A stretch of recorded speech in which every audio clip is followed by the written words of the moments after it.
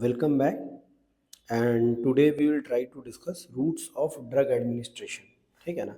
तो roots of drug administration पढ़ने से एक्चुअली फ़ायदा क्या है, पहले तो ये सोचना पड़ेगा ना। कोई भी टॉपिक अगर पढ़ते हो और अगर उसका बेनिफिट ही नहीं पता हो आपको, तो आपका कभी मन लगेगा उस चीज़ को करने में? बिल्कुल भी नहीं लगेगा, है ना।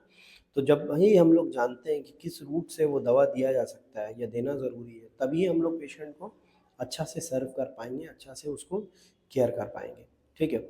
तो बहुत बार जो ड्रग्स हैं, जो मेडिसिन है ना, वो आप चाहे तो ओरल भी दे सकते हो, वो चाहे तो आईवी भी दे सकते हो, वो चाहे तो आप इंजेक्शन से भी दे सकते हो। ठीक है ना। वो चाहे तो इनहेलेशनल से भी दे सकते हो। ठीक है। तो इतने सारे अवेलेबल ऑप्शंस आपके पास रहेंगे, बट आपको रूट जो है पेशेंट का कंडीशन को, अवेलेबिलिटी को, कॉस्ट को, सब चीज़ को ध्यान में रख के देना पड़ता है। जैसे मान लो कि एक मेरे पास पेशेंट है जिसको बहुत हाई ग्रेड फीवर है, और पेशेंट लॉस ऑफ कॉन्शियसनेस लेकर के आया, बेहोश है। तो क्या इसको पैरासीटामोल टैबलेट दे पाएंगे? इज़ इट पॉसिबल कि टैबलेट खा ले वो? रिस्क ऑफ एस्पिरेशन है, देंगे मुंह में, पता चला गया लंग्स में, इसोफेगस में जाने के बजाय ट्रैकिया में घुस गया, है ना। तो वैसे केस में क्या है कि जब पेशेंट को हम देख रहे हैं कि पेशेंट ले ही नहीं सकता, तो IV is the best route. समझ गए ना। तो उसी तरह से बहुत सारे मेडिसिन है जिसमें हम लोगों को रूट ऑफ एडमिनिस्ट्रेशन पेशेंट का कंडीशन देख करके डिसाइड करना पड़ता है। Then there can be a scenario, जब मान लो कि पेशेंट को फीवर है, ठीक है, और आपके पास पैरासीटामोल टैबलेट है। ये टैबलेट क्या है, ऑल बहुत चीप टैबलेट है, इंडिया में आपको 1 से 2 रुपया में आराम से एक पैरासीटामोल का गोली मिल जाएगा, 650 mg का। और यही पैरासीटामोल अगर इंजेक्शन आप देखने जाएंगे, तो बहुत बार इसका कॉस्ट 300 से 500 रुपया भी हो सकता है। समझ रहे हो। तो कॉस्ट का क्या हो गया, यहाँ बहुत बड़ा बैरियर है ना। तो इसीलिए हम लोग फिर वहाँ पे अगर कोई नॉन अफोर्डेबल पेशेंट है, तो उसको बुखार थोड़ा लेट से भी उतरे, या मान लो कि उतना इफिकेसी से ना काम कर पाए, फिर भी हम लोग क्या है उसको ओरल ही देंगे। क्योंकि बेचारा जो डेली वेज वर्कर है, जो दिन का 300-500 रुपया कमाता है, वो फिर कहाँ से आपका इतना महंगा मेडिसिन अफोर्ड कर पाएगा। तो इसीलिए बहुत बार पेशेंट का अफोर्डेबिलिटी देख करके भी मेडिसिन का रूट, उसका नेचर, उसका डोजेज फॉर्म डिसाइड करना पड़ता है। ठीक है। So route of administration that is chosen may have a profound effect on the speed and efficacy with which the drug acts, है ना। जैसा आप रूट सेलेक्ट करेंगे उस हिसाब से क्या होता है, बहुत बार ड्रग का इफिकेसी होता है। तो अलग अलग रूट्स ऑफ एडमिनिस्ट्रेशन हम लोग के पास अवेलेबल है। जैसे इंट्रावीनस, जो डायरेक्ट वेन में हम लोग डाल देते हैं। इंट्रामस्कुलर, जो डायरेक्ट मसल्स में चला जाता है। सबक्यूटेनियस, जो स्किन के ठीक नीचे डालता है ना। इसमें अक्सर लोग फंस जाते हैं, कभी कभी इंट्राडर्मल को सबक्यूटेनियस समझ लेते हैं, नहीं। इंट्राडर्मल रूट जो होगा ना, जिसको आईडी भी हम लोग बोलते हैं, इसमें स्किन के अंदर इंजेक्शन दिया जाता है। और इसमें एक चीज़ फॉर्म होता है जिसको हम लोग बोलते हैं ब्लेब, BLEB, ब्लेब, है ना। तो जब स्किन के अंदर आप कोई ड्रग डालोगे तो एक स्वेलिंग देखने को मिलता है, जैसे मोन्टॉक्स टेस्ट जब करते हैं, मोन्टॉक्स टेस्ट इंट्राडर्मल ड्रग हम लोग डिलीवर कर रहे हैं, तो एक ब्लेब का फॉर्मेशन होता है। इसी को हम लोग इंट्राडर्मल भी बोलते हैं। लोकल इफेक्ट के लिए बहुत बार हम लोग ड्रग्स को यूज़ करते हैं, जैसे टॉपिकल, कोई पेन हो गया, स्प्रे मार दिए, है ना। कोई जख्म है या कोई वुंड है, उसमें तुम्हारा टॉपिकल एप्लीकेशन कर दिए क्रीम का, एंटीबायोटिक का लेयर एक आ जाएगा, तो कोई सेकेंडरी इन्फेक्शन नहीं होगा उसमें, है ना। इनहेलेशनल रूट से बहुत बार ड्रग्स को डिलीवर किया जाता है, जैसे किसी का सांस फूल रहा है, अस्थमा का पेशेंट है, इनहेलर दे दिए, या थोड़ा कंजेशन हो रखा है तो कार्बोल प्लस से स्टीम ले लिया। तो दीज आर इनहेलेशनल रूट्स, है ना। ओरल तो सबसे कॉमन है, सबसे कॉमन मोड अगर तुमसे कभी कोई MCQ भी आ जाए, which is the commonest mode of route of drug administration, that is oral, है ना। उसके बाद हम लोगों को ध्यान रखना पड़ता है कि ओरल देने से क्या होता है, बहुत बार पोर्टल सर्कुलेशन में जाके वो दवा डैमेज हो जाता है, और जो लीवर में फिर उसका मेटाबॉलिज्म हो जाता है, उसको हम लोग फर्स्ट पास मेटाबॉलिज्म भी बोलते हैं। ठीक है। बहुत बार ड्रग रेक्टल रूट से भी दिया जाता है। छोटे बच्चों में कभी कभी मान लो सीजर्स आ रहा है, तो डायजेमाम एक ड्रग होता है जो एंटी एपिलेप्टिक है, वो दे देने से क्या होता है कि सीजर टर्मिनेट कर जाता है। फिर कॉन्स्टिपेशन के लिए बहुत बार डुल्कोलैक्स का सपोजिटरी आता है, जो रेक्टल रूट से दिया जा सकता है। सबलिंगुअल तो आप लोग जानते ही हो, अगर किसी को मायोकार्डियल इन्फाक्शन हम लोग सस्पेक्ट कर रहे हैं, हार्ट अटैक आया है उसको, तो हम लोग बोलते हैं कि सबलिंगुअल नाइट्रोग्लिसरीन क्या करो, जुबान के नीचे रख लो, अटैक टर्मिनेट हो जाएगा, बाकी का ड्रग फेंक सकते हैं। ठीक है। फर्स्ट पास से क्या हो जाता है, ये डायरेक्ट बाईपास हो जाता है और डायरेक्ट ब्लड में पहुंच जाता है, वहाँ से हार्ट में पहुंच जाता है।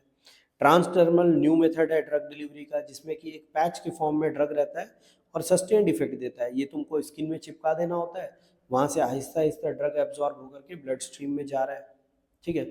So most of the drugs can be administered by a variety of routes and the choice of appropriate route in a given situation depends both on the drug as well as the patient related factors।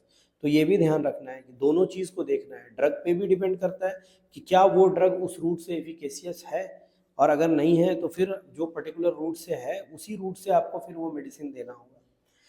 Common sense, feasibility and the convenience dictate the route to be used. ये भी ध्यान रखना है कि इसमें कोई rule नहीं है कि ऐसे में ऐसा ही करना है, वहाँ पे क्या सूटेबल है, ठीक है। अब जैसे मान लो कि कोई ड्रग है बहुत अच्छा है आईवी रूट से देने के लिए, ठीक है, और ओरल भी अवेलेबल है, आईवी भी अवेलेबल है, बट चैनल लगाना ही पॉसिबल नहीं है, कैनुला ही नहीं है, पेशेंट मना कर दिया, मान लीजिए बोलेगा कि नहीं हम कैनुला नहीं लगाएंगे, अब आप उसमें ज़बरदस्ती तो नहीं कर सकते उसको, तो आपको क्या करना पड़ेगा, जो ओरल अवेलेबल है वही देना पड़ेगा। तो ये तीनों चीज़ भी ध्यान में रख करके ही दवा देना है। तो फैक्टर्स क्या क्या अफेक्ट करता है, सिलेक्शन ऑफ रूट में क्या फैक्टर्स है जो डिसाइड करता है कि कौन रूट से कौन दवा देना है। तो these are the physical factors, chemical factors, है ना, जैसे दवा किस फॉर्म में अवेलेबल है, सॉलिड, लिक्विड, गैस है, पीएच ऑफ द ड्रग कैसा है, उस हिसाब से भी हम लोग देख करके दवा देते हैं। फिर सॉलिबिलिटी कैसा है, अच्छा किस जगह पे एक्शन चाहिए वो भी हम लोगों को डिक्टेट करता है बहुत बार। जैसे मान लो कि हम किसी को शॉर्टनेस ऑफ ब्रेथ हो रहा है, सांस फूल रहा है उसका, ठीक है, और हम उसके लिए इनहेलेशनल चूज कर लेते हैं, तो ड्रग वहीं से एब्जॉर्ब होगा और वहीं पे उसका रिसेप्टर भी है, तो आराम से वो क्या होगा, वहाँ पे काम करेगा और वो पेशेंट को रिलीफ भी हो जाएगा। तो ऑब्वियसली जिस पेशेंट को अगर मान लो सांस फूल रहा है तो उसके लिए बहुत अच्छा है कि हम लोग इनहेलेशनल मोड से ड्रग उसको दें। उसी तरह से rate and extent of absorption of the drug from the different routes, ठीक है, कितना एब्जॉर्ब होता है ड्रग देने से वहाँ से, वो भी डिपेंड करता है। पता चला कोई ड्रग का पैच बना के लगा दिए और वो क्या है वहाँ से एब्जॉर्ब ही नहीं हो रहा है, तो कोई फ़ायदा होगा, पेशेंट को बोलेंगे देखो आपको दवा नहीं खाना पड़ रहा है, पैच लगा दिए, बट वो पैच किसी काम का ही नहीं है, तो वो भी देखना होगा कि ड्रग उस तरह से एब्जॉर्ब भी हो रहा है कि नहीं हो रहा है। फिर पता चला कोई ड्रग आप दे दिए वो डाइजेस्टिव जूस उसको डिस्ट्रॉय कर दिया, ठीक है ना।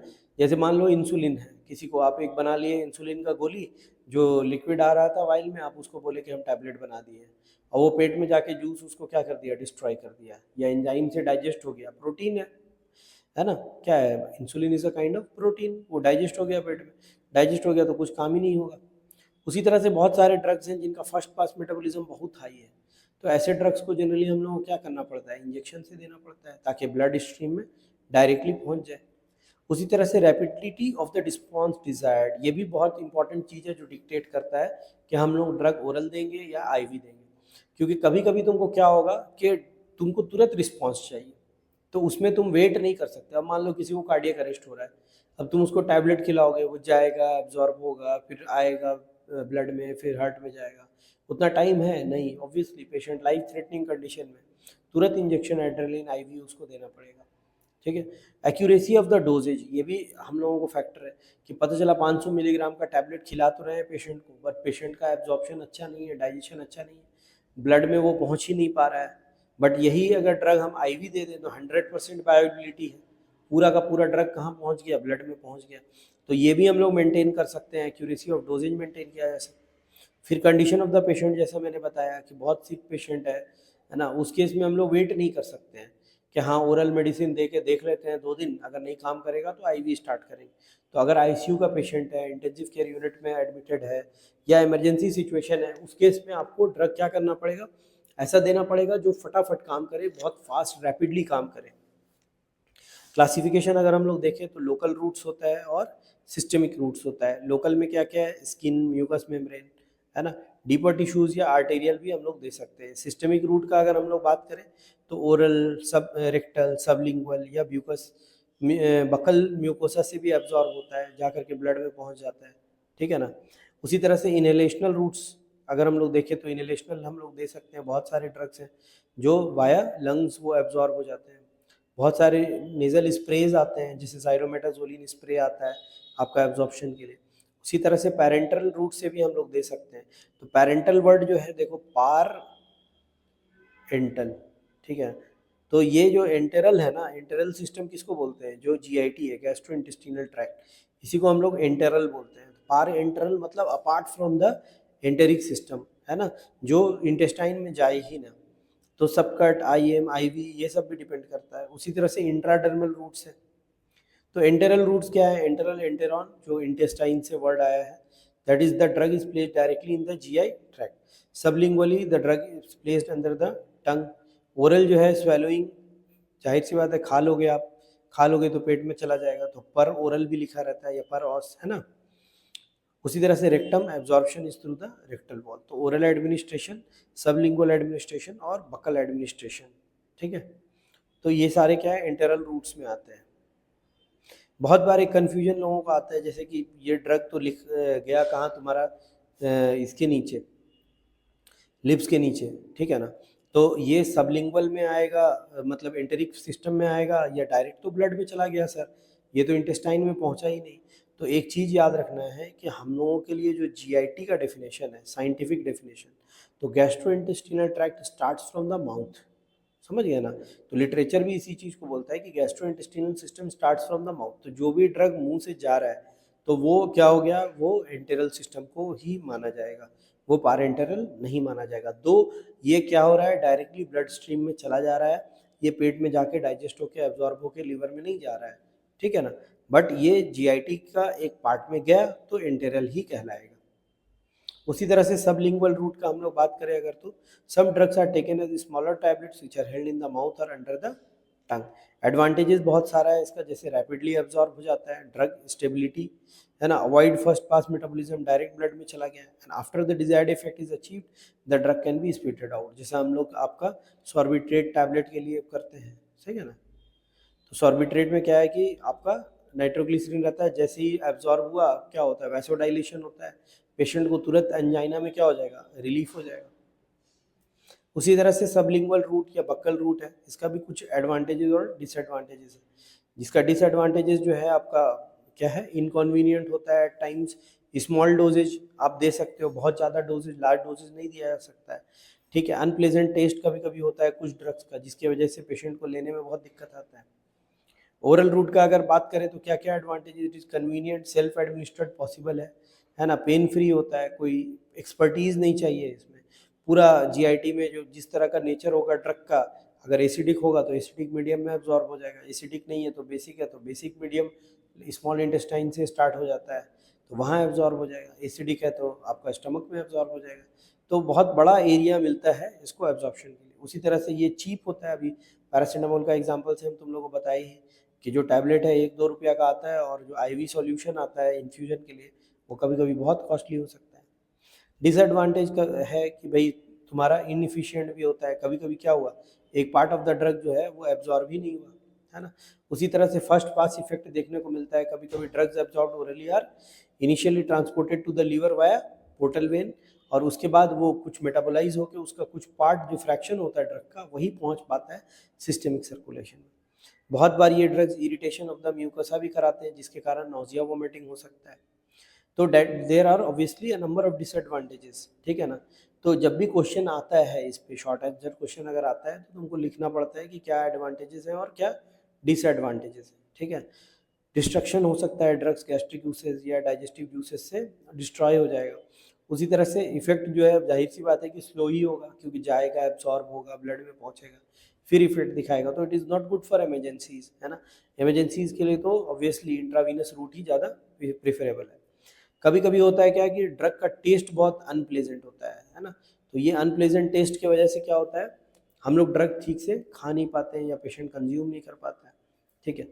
सो at times we can not use this in unconscious patient, patient बेहोश है तो कहाँ से आप ओरल दोगे, रिस्क ऑफ एस्पिरेशन है, पता चला ड्रग मुंह में दे करके स्वेलो नहीं किया प्रॉपरली तो ट्रेकिया में चला जाएगा। तो अब आते हैं फर्स्ट पास इफेक्ट पे, आखिर फर्स्ट पास मेटाबॉलिज्म होता क्या है ना।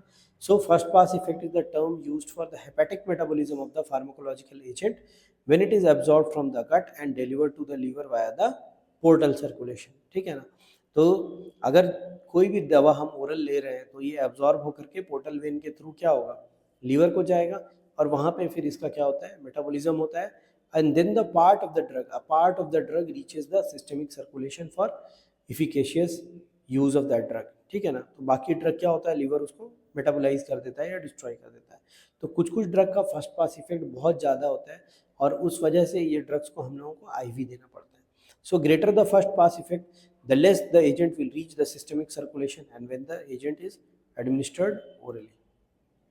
तो एग्जाम्पल देख लो, तुम्हारा ये ड्रग ओरली पेशेंट ने लिया, ये गया तुम्हारा जीआई ट्रैक्ट में, डाइजेस्ट हुआ, एब्जॉर्ब हुआ और एब्जॉर्ब होकर के पोर्टल वेन के थ्रू गया लीवर में, लीवर मेटाबोलाइज किया पार्ट ऑफ द ड्रग और फिर थोड़ा सा पार्ट जो है ड्रग का क्या हुआ, सिस्टमिक सर्कुलेशन में जा पाया।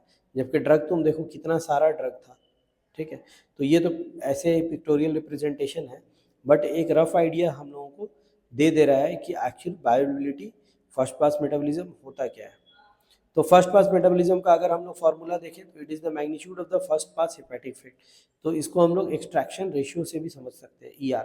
सो extraction ratio is the CL of liver divided by Q, where Q is the hepatic blood flow, है ना, and usually it is about 90 litres per hour, जो कि बहुत ज़्यादा वॉल्यूम है, इतना ज़्यादा ब्लड सप्लाई है हम लोगों के लीवर का, almost 90 litres is circulating via the liver every hour, है ना। तो सिस्टमिक ड्रग बायोअवेलेबिलिटी का अगर हम लोग बात करें तो may be determined from the extent of absorption, जैसे कि स्मॉल f से क्या दिखा रहा है, एक्सटेंट ऑफ एब्जॉर्प्शन। तो ड्रग बायोअवेलेबिलिटी क्या होगा, एक्सटेंट ऑफ एब्जॉर्प्शन और 1 minus ER, that is extraction ratio, ठीक है। तो जितना एक्सट्रैक्ट हो रहा है वही पार्ट क्या होगा, फाइनली ब्लड से पोर्टल वेन से लीवर में जाएगा और फिर उसका एक फ्रैक्शन वो क्या होगा, लीवर में मेटाबोलाइज होकर बाकी ड्रग क्या होगा, सिस्टमिक सर्कुलेशन में जाएगा। रेक्टल रूट का अगर हम बात करें तो अनकॉन्शियस पेशेंट, छोटे बच्चों में देने के लिए ठीक है, दिया जा सकता है। इफ़ पेशेंट इज नॉजिएटिंग और वोमिटिंग, है ना, अगर बहुत इंट्रैक्टेबल वोमिटिंग है तो कहाँ से आप ड्रग उसको ओरली दे पाओगे, दोगे निकल जाएगा बाहर, ठीक है। तो इजी टू टर्मिनेट एक्सपोजर, जैसे ही ड्रग हो जाएगा वो स्टूल पास करेगा तो उसमें निकल भी जाएगा बाहर, है ना। जैसे हम लोग कॉन्स्टिपेशन के लिए देते हैं, तो कॉन्स्टिपेशन के लिए तुम दिए और जैसे ही उसका कॉन्स्टिपेशन ठीक होगा तो वो क्या होगा, स्टूल पास करेगा और ड्रग भी क्या हो जाएगा, बाहर निकल जाएगा। एब्जॉर्प्शन में भी वेरिएबल, ऑब्वियसली रेक्टल साइड से एब्जॉर्प्शन उतना सटीक नहीं होता है, कभी ज़्यादा हो सकता है कभी कम हो सकता है। It is group to a drug affecting the bowel, जैसा हम तुम लोगों को बताएं कॉन्स्टिपेशन में लैक्सेटिव्स जो है दिया जा सकता है, इसका इनेमा जनरली हम लोग बना करके दे देते हैं, है ना, saline enema. Irritating drugs are obviously contra indicated, दे देने से क्या होगा, वो एनल कैनाल का इरिटेशन करा के वहाँ दूसरा बीमारी पैदा कर देगा। पार एंटेरल रूट का अगर हम लोग बात करें तो इंट्रावैस्कुलर, अगर हम बोले तो IV या इंट्रा आर्टेरियल भी हम लोग दे सकते हैं। तो V जो है इट स्टैंड्स फॉर वेन, है ना, and A stands for artery, ठीक है। तो इंट्रा आर्टेरियल या intravenous, intra arterial injection very rare याद रखना, but intravenous is very common, है ना। इनफैक्ट जितना भी सलाइन वालाइन हम लोग चढ़ाते हैं वो सब वेन में चढ़ाते हैं, क्योंकि आर्टरी पंक्चर होने के बाद अगर आप उसको सही से फिर वापस क्लोज नहीं करोगे, it is very difficult to manage. So placing a drug directly into the blood stream, intramuscular drug is injected into a skeletal muscle. Generally हम लोग इसमें लार्ज मसल्स को सेलेक्ट करते हैं, जैसे तुम्हारा डेल्टॉइड हो गया या ग्लूटियस मैक्सिमस हो गया, है ना, जो बटक्स में रहता है। तो उस हिसाब से क्या होता है, वो ड्रग को हम लोग वहाँ इंसर्ट करके छोड़ देते हैं। Subcutaneous absorption is drug from the drug is absorb from the subcutaneous tissue, skin के ठीक नीचे से, है ना। इनहेलेशनल रूट सबक्यूटेनियस का मोस्ट कॉमन एग्जांपल इंसुलिन है ना। इंसुलिन बहुत कॉमनली लोग लेते हैं और स्किन के ठीक नीचे ये जाता है। तो बहुत छोटा नीडल है तो आप परपेंडिकुलरली भी जा सकते हो, और थोड़ा बड़ा नीडल है तो आपको 30 डिग्री जाना है, ठीक है ना। और अगर इंट्राडर्मल दे रहे हैं तो almost parallel to the skin जाना है, समझ गया ना, कि नीडल कहाँ पहुँचाना है, स्किन के अंदर। और जब दे रहे हैं तो क्या बनना चाहिए, ब्लेब। ये किसके लिए, इंट्राडर्मल के लिए, याद रखना है, इंट्राडर्मल के लिए। Inhalational absorption through the lung, और फिर आता है intra articular when the injection is given in the joints, ठीक है। तो इंट्रामस्कुलर देख लो, डायरेक्ट मेरा ये कहाँ पहुंचा हुआ है, टिप मसल में पहुंचा हुआ है, वीनस वेन के अंदर घुसा हुआ है। और सबक्यूटेनियस देखो, स्किन क्रॉस होकर के जो फैट पैड आया ना, ठीक वहाँ पे पहुंचा हुआ है subcutaneous. Intravascular absorption face is bypass, जाहिर सी बात है ब्लड डायरेक्टली कहाँ पहुँच गया, डायरेक्टली ड्रग कहाँ पहुँच गया, ब्लड में पहुँच गया, है ना। तो ड्रग को हम डायरेक्टली ब्लड में पहुँचा सकते हैं, इसको हम लोग क्या बोलते हैं, इंट्रावैस्कुलर। तो absorption phase is bypassed and 100% bioavailability is obtained. It is obviously very precise, accurate, and almost immediate onset of action can be achieved. So it bypasses the first pass effect. Large quantities of irritant drug can be given fairly pain-free, given in unconscious and uncooperative patients commonly. ठीक है। अब इसका disadvantage भी है कुछ, strict asepsis to be maintain, है ना, क्योंकि जरा सा भी अगर एसेप्टिक एनवायरनमेंट बिगड़ा, बैरियर बिगड़ा, तो क्या होगा कि तुम्हारा वो इन्फेक्शन कॉज करा देगा, और वो इन्फेक्शन क्या होगा, डायरेक्टली वेन में चला जाएगा, वेन से पूरा बॉडी में जाके फिर क्या करा सकता है, सेप्सिस करा सकता है। ठीक है, so greater risk of adverse effect can be there, high concentration is attained rapidly, risk of embolism is there, and drugs in suspension or oily drugs can't be administered। ये बहुत इंपॉर्टेंट पॉइंट है। जैसे तुम देखना diclofenac एक बहुत common pain killer है ना, तुम लोग पहले से भी जानते होगे डाइक्लोफेनाक, एसिक्लोफेनाक। ठीक है, तो ये एक एनसेड है। अब इसके साथ दिक्कत क्या है कि ये दो फार्मूलेशन में आता है, एक ऑयल बेस्ड फार्मूलेशन होता है और एक वाटर बेस्ड फार्मूलेशन होता है। तो जिसमें भी वाटर बेस्ड रहेगा ना, उसमें देखना AQ लिखा रहेगा छोटा सा, तो ये बता रहा है कि तुम डायरेक्ट वेन में भी दे सकते हो, बट जो ऑयल बेस्ड फार्मूलेशन है वो डायरेक्ट वेन में नहीं दिया जा सकता है। ठीक है, इंट्रामस्कुलर रूट का अगर बात करें तो ज़्यादा हम लोग बड़ा बड़ा मसल्स यूज़ करते हैं, जैसे deltoid, gluteus Maximus, left and right buttocks में, है ना। प्रिडिक्टेबल एब्जॉर्प्शन होता है, स्लो होता है थोड़ा IV के कंपैरिजन में, बट फिर भी अच्छा है predictable absorption. Repository and slow release preparations can also be given. Pen at the site of injection is seen in a number of drugs. Chances of abscess formation and nerve damage is there, and large volumes can't be administered। बहुत से बहुत तुम 5 ml तक IM दे सकते हो, मगर उसके बाद क्या होगा कि वहाँ पे फिर स्वेलिंग करा के एब्सेस बनाने का रिस्क और बढ़ जाएगा। ठीक है, तो लार्ज वॉल्यूम जब भी देना है तो इंट्रावीनस को प्रीफर करते हैं हम लोग। ठीक है ना, क्या चीज़, इंट्रावीनस, VNOUS। सबक्यूटेनियंस मैंने जैसे बताया तुमको, इंसुलिन इसका सबसे फेमस एग्जांपल है। ठीक है, स्लो एंड कांस्टेंट एब्जॉर्प्शन होता है, absorption is limited by blood flow and affected if circulatory problems are existing. ठीक है, concurrent administration of the vasoconstrictor with slow absorption, irritant and large volumes cannot be administered, and it is not soluble for patients in shock।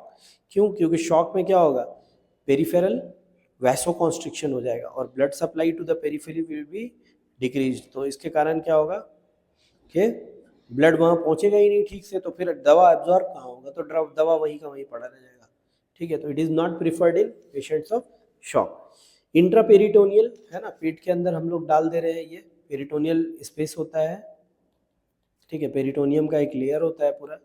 ठीक है, तो ये generally तुम देखोगे कि एक कंडीशन होता है जिसमें डायलिसिस करना पड़ता है, CKD। उसमें CKD पेशेंट को हम लोग दो ऑप्शन देते हैं, either you go for continuous ambulatory, you go for CAPD। ठीक है, और यू गो फॉर डायलिसिस, जिसको कि हम लोग ब्लड डायलिसिस या हीमोडायलिसिस भी बोलते हैं। तो इसमें क्या करते हैं हम लोग, CAPD में जो ड्रग है जो कि बॉटल फॉर्म में आता है, ये वाटर का सॉल्यूशन रहता है और इसका टोनिसिटी डिफरेंट होता है, तो उसके कारण ये पेरिटोनियल एरिया में वो डाल करके हम लोग छोड़ देते हैं, और वो ग्रेजुअली क्या करता है कि जो यूरिया है, जो वेस्ट प्रोडक्ट्स है, उसको अपने अंदर एब्जॉर्ब कर लेता है, और उसके कारण क्या होता है, फ्लूइड बैलेंस भी इम्प्रूव कर पाता है। बट अगर पेशेंट CAPD टॉलरेट नहीं करता है तो फिर हम लोग हीमोडायलिसिस के फॉर्म तरफ शिफ्ट करते हैं। बट इंट्रापेरिटोनियल अच्छा है, रैपिड एब्जॉर्प्शन होता है एंड पेनफुल और रिस्की होता है, ये थोड़ा डिसएडवांटेज है। इंट्राथीकल क्या होता है, it is given in the sub arachnoid joint space. ठीक है, तो सब एरेक्नॉइड स्पेस में जनरली हम लोग क्या करते हैं, नीडल इंसर्ट करते हैं और वहाँ पहुँचा देते हैं वाया द वर्टिब्रल जॉइंट्स। ठीक है, तो bypasses the blood brain barrier और सब एरेक्नॉइड स्पेस में डायरेक्ट चला जाता है। ठीक है, तो इंट्राथीकल जिसमें कि तुम्हारा सब एरेक्नॉइड स्पेस हम लोग असेस करते हैं via L3 L4 vertebral space, है ना। और हम लोग को याद रखना है कि वर्टिब्रल कॉलम कहाँ है, स्पाइन जो है L1 के लोअर बॉर्डर में ही एंड कर जाता है, फिर उसके बाद क्या है, कॉर्डस टर्मिनल आ जाता है, तो जिसके कारण हम लोग आराम से चाहें तो L3 L4 इंटरवर्टिब्रल स्पेस में निडल डाल करके वहाँ से इसको एक्सेस कर सकते हैं। ठीक है, so it bypasses the blood brain barrier and blood CSF barrier as well. ठीक है, स्ट्रिक्ट एसेप्सिस ऑब्वियसली, अदरवाइज क्या होगा, इन्फेक्शन जाने का रिस्क है। Greater expertise is needed and it is painful and risky procedure. उसी तरह से intra arterial infection, intra arterial injection में क्या होगा तुम्हारा, इंट्रा आर्टेरियल इंजेक्शन में greater concentration of the drug can be achieved, greater expertise and aseptic conditions are needed. Radiopaque contrast जैसे angiography जो हम लोग करते हैं या एंटी कैंसर ड्रग्स देते हैं, तो उसमें हम लोग जनरली इंट्रा आर्टेरियल यूज़ करते हैं। क्यों, क्योंकि ड्रग अब हमको डायरेक्ट आर्टरी में पहुंचाएंगे तो वो क्या होगा, टिश्यूज़ में पेनिट्रेट कर जाएगा। ठीक है ना, तो रेडियोपिक कॉन्ट्रास्ट इसमें बहुत कॉमन एग्जांपल है। जब भी हम लोग एंजियोग्राफी करते हैं, जैसे कोई पेशेंट आया चेस्ट पेन लेकर के आया, तो चेस्ट पेन का पेशेंट का अब तुमको एंजियोग्राफी करना है तो हम लोग वायर दो जगह से डाल सकते हैं, रेडियल आर्टरी से भी हम लोग डाल सकते हैं और फीमोरल आर्टरी से भी डाल सकते हैं। वहाँ से जो है वायर जाएगा और हम लोग का कोरोनरी आर्टरीज में जाएगा, और जहाँ बेस होता है डायरेक्ट, वहाँ से क्या होता है, जब कोरोनरी आर्टरीज जहाँ से डाइवर्ज कर रही हैं हार्ट से, तो वहाँ पे हम लोग क्या करेंगे, डाई डालेंगे। अब डाई डालेंगे तो जैसे ही तुम्हारा ब्लड के थ्रू वो जाएगा, अब हम लोग इमेजेस लेंगे, और ये इमेजेस से हम लोग को पता चल जाएगा कि कौन आर्टरी कितना ब्लॉकेज है। ठीक है, तो परसेंटेज जो तुम देखते हो ना, बहुत लोग आते हैं बताते हैं कि उनका तो पता चला कि 90% ब्लॉक है, तो यही वो टेस्ट है जिससे कोरोनरी एंजियोग्राफी इसको बोलते हैं, CAG, जिससे पता चलता है कि कितना ब्लॉकेज है।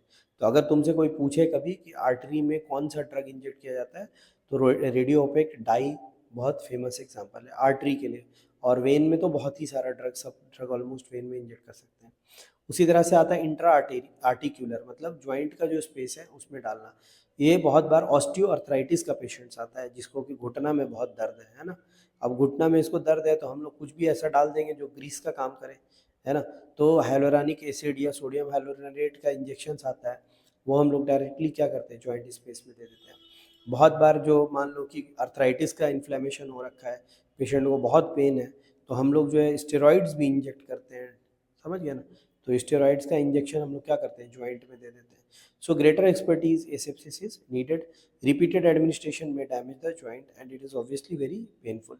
इंट्रावाजाइनल इंसर्शन भी होता है बहुत सारा ड्रग का, जैसे क्लोट्रीमाचोल। अब मान लो फंगल इन्फेक्शन हो गया कोई पेशेंट को, ठीक है, तो फंगल इन्फेक्शन है या पेल्विक इन्फ्लेमेटरी डिजीज़ है, उसमें बहुत बार जो होता है ना, वेजाइनल पेसरीज आता है। ठीक है, क्या आता है, वेजाइनल पेसरीज। ठीक है, तो ये आप डायरेक्ट कहाँ इंसर्ट कर देते हो, वेजाइना में। बहुत बार एब्जॉर्प्शन कराने के लिए भी जो ड्रग्स होता है वो वेजाइना के through base of the uterus में वहाँ पे डालना पड़ता है, सर्विक्स के पास। ठीक है, तो clotrimazole is an anti fungal drug. तो अब इस फोटो में तुम चाहो तो बहुत अच्छे से समझ सकते हो कि इंट्रा ऑसियस इंजेक्शन क्या होता है। स्किन है, सबक्यूटेनियस टिश्यू, मसल, और ये बोन है ना। ऑसियो वर्ड कहाँ से आता है, बोन से आता है, तो डायरेक्टली निडल कहाँ पहुँचा हुआ है, बोन मैरो में पहुँचा हुआ है। ठीक है, तो इंट्रा ऑसियस इंजेक्शन में हम लोग हड्डी के अंदर इंजेक्शन देते हैं। ठीक है, इनहेलेशनल रूट बहुत अच्छा रूट है ना। बहुत बार छोटे बच्चों में या ओल्ड एज पेशेंट्स में, है ना, तो गैसियस और वोलेटाइल एजेंट एरोसॉल बन जाता है, और उससे क्या होता है, ऑब्वियसली लंग का जो सरफेस एरिया है बहुत लार्ज सरफेस एरिया है ना, and there is a very thin membrane that separates the alveoli from the circulation. तो आराम से ये ड्रग क्या होगा, पार करके यहाँ से चला जाएगा ब्लड स्ट्रीम में, और इफिकेसी भी बहुत अच्छा होगा। तो हाई ब्लड फ्लो होने के कारण तुम्हारा एब्जॉर्प्शन भी बहुत अच्छा है।